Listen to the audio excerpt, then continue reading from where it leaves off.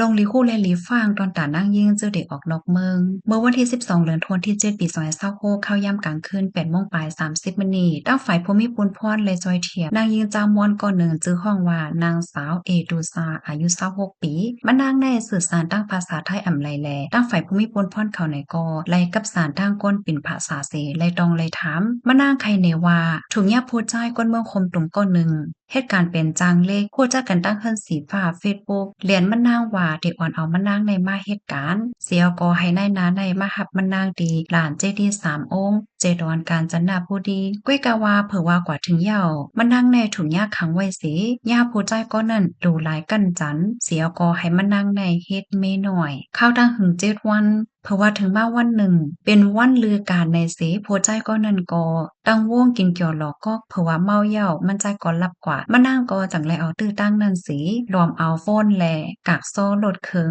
ขี่ปลายออกมาแหวแถมน้ำมัน30ว่าเทียวก็ขี่กวางตากวางตั้งไก่มอก40ถึง50กิโลเมตรเจอไหนเพราะว่ามะนางหันตะปังเศร้าซึกเนี่ยก็จังไรขี่เข้ากว่าเปิดด่าย้อนตั้งจอยเถียมตั้งฝ่ายภูมิพลพรเขาในกอและขับเคืองจอยเถียมสีและกับสารตั้งภูมิพลพรฝ่ายปลีกตั้งฝ่ายภูมิพลพรห้องปลีกเมืองนครปฐมในกอและมาหับเอาตัวมะนางกว่าเปิดด่าขับเคืองต้องทำลองตั้งไล่โหย่อยยมันสีเปิดด่าเอาตั้งผิดตั้งโคใจก้นเมืองคมตุ่มก้อนในตั้งพิธีว่าขังและป่นเป็นเนื้อนั่งยิ่งในค่ะออกข้อมูลตัวในคาเลยปึงอิงออกมาดีเพจตลอดทั่วกรุงต่างไว้ค่ะออกหนังหือพี่น้องก้นเมืองใต้เฮาคาเบิ่งลงมันในเทกอนนั่งยิ่งในค่ะเนาะสัมปเดจังเลยฮับผู้ข่าวเงาอันในสีเมื่อว่าได้ยุ่มผู้ไหลภายนั่นให้ตื้อมีรองสติน้ำในนั่นแค่นต่อใจกันสเป็นแพเช่กว่าเสกำค่ะ